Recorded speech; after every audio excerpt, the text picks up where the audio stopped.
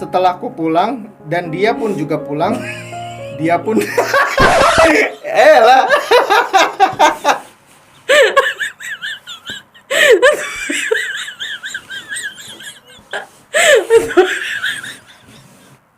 Gue mah seneng makan nasi goreng sendirian kenyang.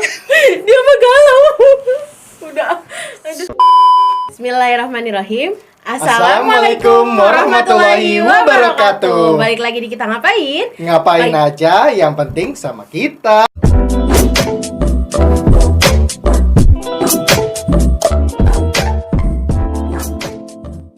Oke, sekarang kita beralih ke part 2. Yang belum nonton part pertamanya jangan lupa nonton di sini.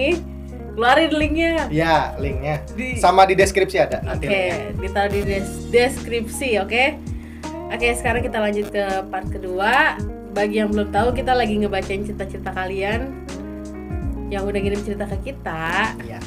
Oke, sekarang lanjut ke part 2 soalnya banyak yang request, guys. Oke, mari kita beralih ke jangan lupa dulu sebelum nonton videonya, jangan lupa di like, Komen, subscribe. Kita tungguin ya. 3, 2, 1. Tangan lagi bener. Oke, kalau udah selesai kita lanjut aja ke videonya. Ke ceritanya. cerita yang pertama. Kita dengerin sama-sama. Cik. Oke, cerita ini dapat dari Facebook, guys. Judulnya 6 tahun hanyalah sia-sia. Oh. Dia ngucapin salam. Yaudah. Assalamualaikum warahmatullahi wabarakatuh. Waalaikumsalam warahmatullahi wabarakatuh. Namaku Ujang Sensor. Sekarang aku berusia 20 tahun menjelang 21 tahun. Bicara soal percintaan, tentunya aku sendiri mengalami hal tersebut. Sejak duduk di kelas 2 SMP, aku mengenal yang namanya cinta. Dikala itu, aku bertemu dia di kota Bau-Bau. Bicara soal umur, dia lebih tua 1 tahun dari saya. Tadi ngomong aku, sekarang saya. Karena jarak kami yang cukup jauh, yaitu antara kota dan desa. Aku yang di desa, dia yang di kota hanyalah bisa komunikasi lewat telepon. Waktu terus berjalan sampai akhirnya kami tamat dari bangku SMP. Dan tidak terasa kami berpacaran 1 tahun dengan jauh-jauh atau LDR. Setelah duduk di bangku SMA, kami sudah mulai serius menjalani hubungan kami. Meskipun kami masih tetap LDR. Namun komunikasi Yang bener dia tipe hampir tiap malam. 3 tahun berlalu, akhirnya kami menyelesaikan pendidikan SMA kami. Dan saya memutuskan untuk merantau ke kota. Dan akhirnya kami tidak menjalani hubungan secara LDR karena saya berhasil mendapatkan pekerjaan di kota. Dia berniat lanjut kuliah sedangkan saya tidak. Akhirnya dia kuliah di sebuah universitas. Setengah semester ia kuliah, saya di chatnya minta izin untuk menikah dengan seseorang tentara.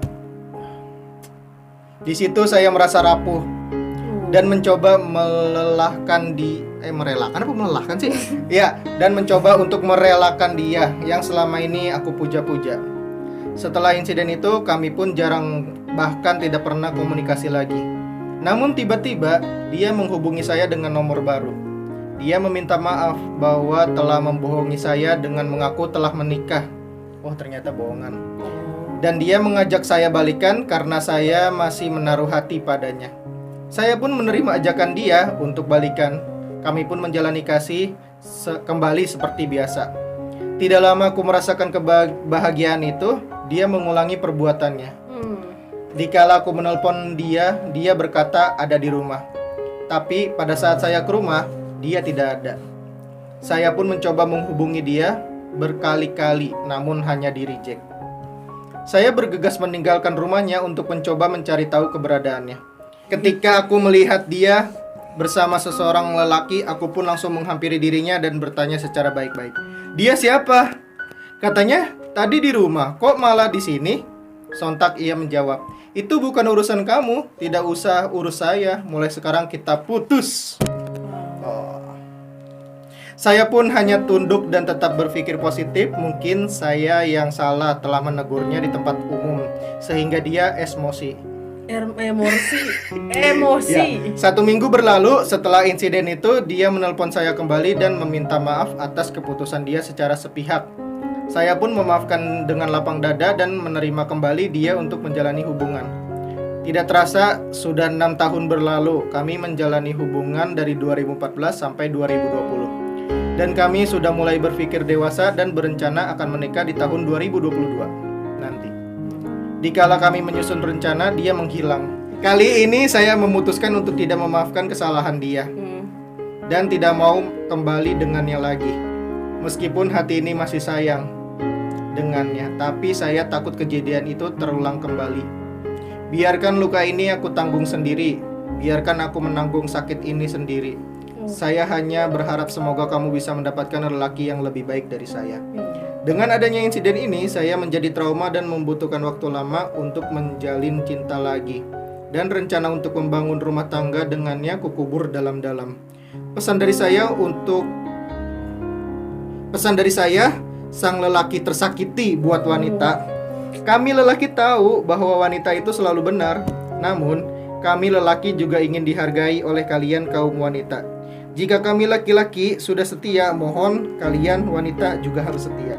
Salam super. Udah cuma segitu doang. Jadi gimana pendapatnya? Iya, gimana sih? Ceweknya kenapa sih punya masalah hidup apa dia? Iya, pergi balik lagi. Dan cowok tuh, maksudnya cowok kalau udah sayang tuh buta juga ya. Maksudnya jangan tadi yang di belakang kamera ada tersinggung, oke? Ya gitu ceritanya. Pokoknya cewek kalau udah sekali 2 kali ngelakuin kesalahan dan sama, ya udah. Berarti dia nggak ada niat buat memperbaiki diri dan udah nggak bisa dipegang lagi omongannya. Kenapa harus dipertahankan sampai 2020 loh? Iya, 6 Gila, tahun. 6 tahun. Makanya judulnya tadi 6 tahun yang sia-sia. Salah siapa? Salah dua-duanya. Yang ceweknya salah, yang cowoknya kenapa mau? Udah, yang salah kita sih, kenapa kita repot juga ngurusin dia. Oke, udah? Udah. Oke, Next. Cerita kedua. Oke, next. Bagian saya yang Cerita kedua. ini tidak ada judulnya, langsung to the point. Kayaknya yang cerita menggebu-gebu sekali. Oke. Nama gue nggak ada. Jadi kita sepakat dulu nih manggil dia apa? Mawar. Mawar kan udah tadi. Oh iya. Melati. Oke.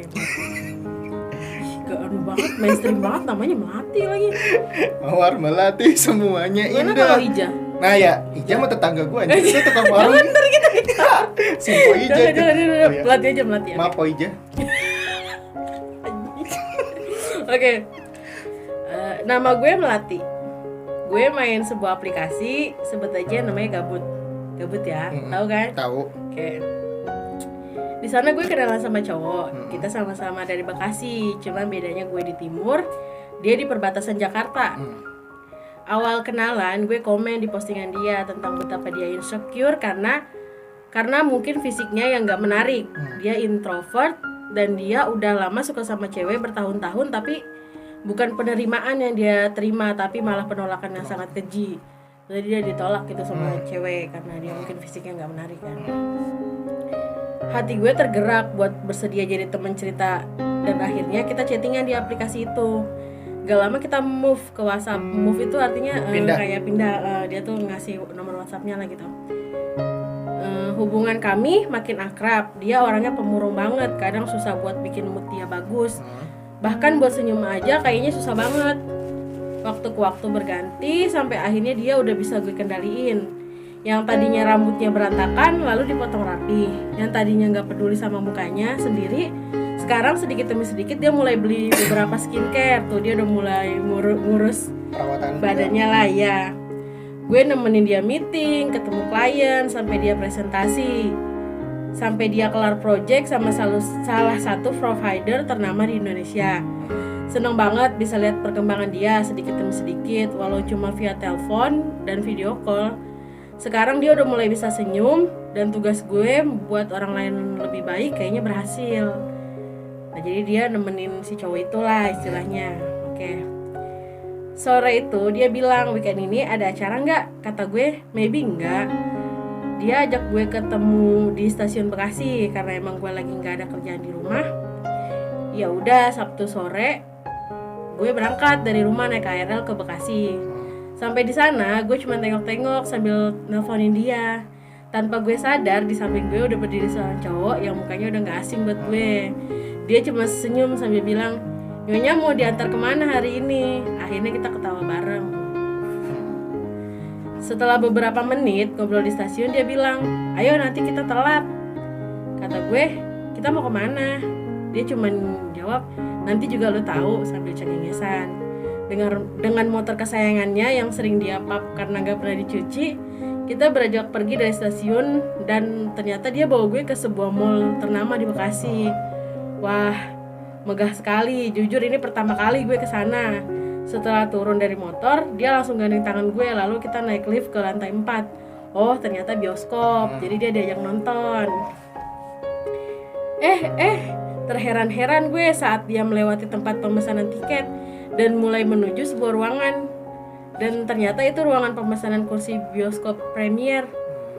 Bioskop premier. Premium. Itu mah bensin. Bioskop premier tuh Premier. yang pakai kursi tebel itu loh. Yang ada selimutnya, Yang ada selimutnya, bantal. Tidur tuh. Betapa kagetnya gue, seumur umur gue nggak pernah nonton bioskop premier, yang bahkan fasilitasnya yang luar biasa.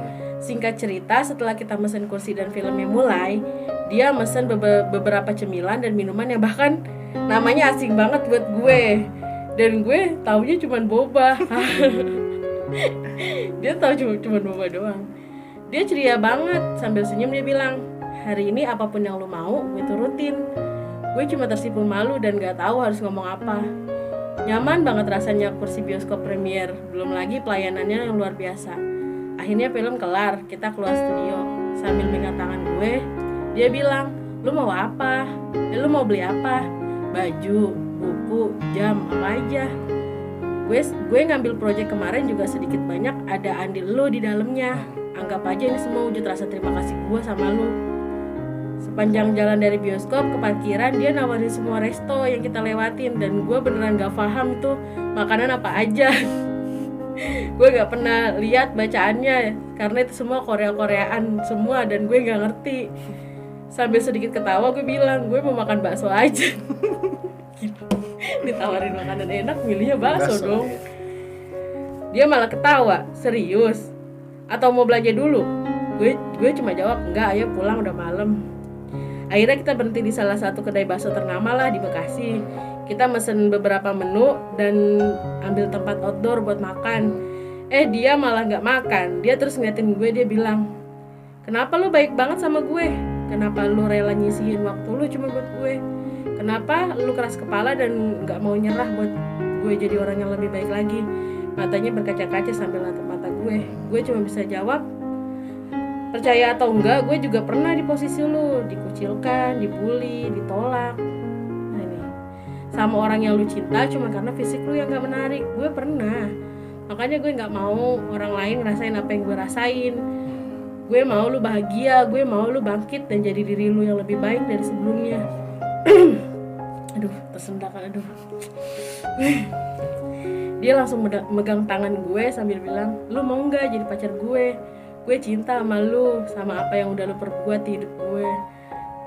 Oh. Dan setelah beberapa menit kita diem-dieman, gue berani buka obrolan lagi. "Maaf, bukan gue nolak atau gimana. Kita nggak akan bisa bareng." "Kenapa?"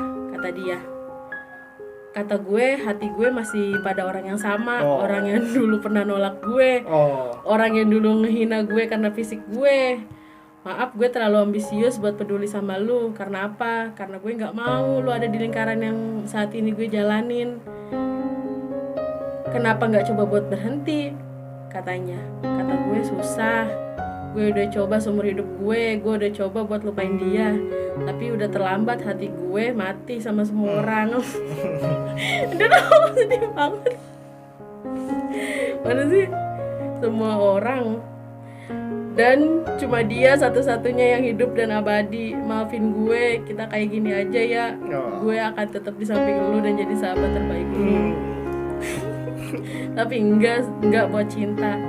Dia nepuk tangan gue sambil bilang, gue nggak nyangka orang yang selama ini gue kira kuat menjadi motivasi gue akhir-akhir ini ternyata hatinya penuh luka. Dan gue nggak mau maksa lu buat bertengkar sama hati lu sendiri.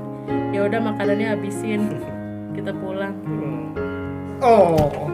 Akhirnya dia antar gue pulang. Terakhir dia pulang, dia kucup kening gue dan kita jadi teman baik sampai saat ini. Mungkin sampai saat cerita ini dibacakan dia sedang jatuh cinta pada wanita lain dan dengan sepenuh hati gue mendukungnya. Dan gue masih di sini dengan perasaan yang sama pada orang yang sama, entah sampai kapan. Cuma Tuhan yang tahu jawabannya. Selesai. Oh.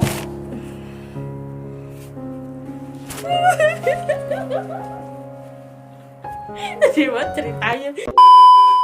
Ya gimana tanggapannya? Dia sampai gak bisa berkata-kata. Iya, aduh. Mana ya? Sedih. Ya lu sedih di pihak mana? Si pihak, ya kan ini ceritanya cewek sama cowok ketemu nih, dia sama-sama punya masalah yang sama. Jadi ceweknya itu niatnya mau nolongin si cowoknya, tapi si cowoknya baper, tapi ceweknya bilang, gue niatnya nggak kayak gitu loh, gue mau ngebantuin lu biar lu tuh nggak kayak gue gitu. Ya sedih sih. Udah berharap si cowoknya.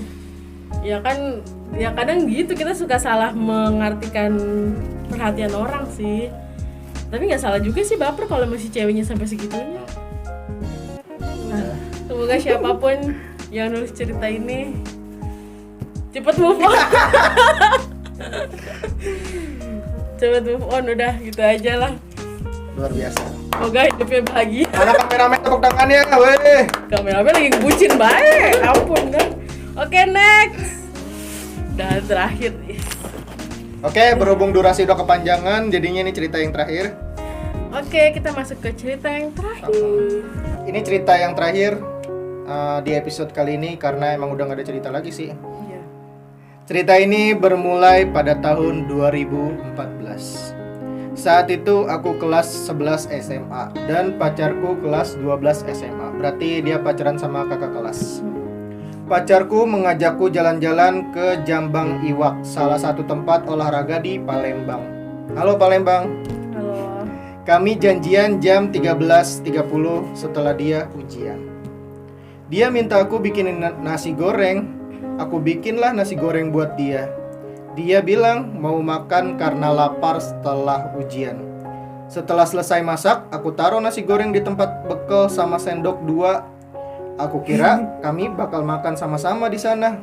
Setelah sampai di tempat, kami janjian. Kami berdua ngobrol-ngobrol. Terus aku kasih nasi goreng yang dia mau. Setelah 1 jam kami duduk di sana. Dia bilang kalau dia mau pulang. Dan aku pun diantarnya pulang ke mes. Karena aku sekolah tinggal di mes. Ngapa anjir? Sepanjang cerita bahasa.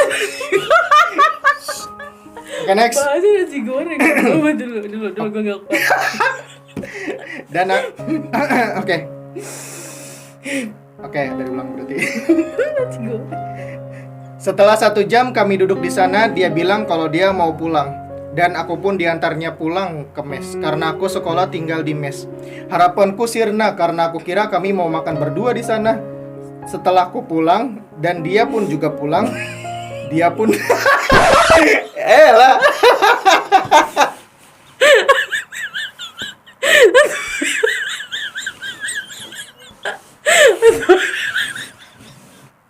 Gue mah seneng makan nasi goreng sendirian kenyang. Dia mah galau. Udah. Setelah aku pulang dan dia pun juga pulang, dia pun membuka nasi goreng itu.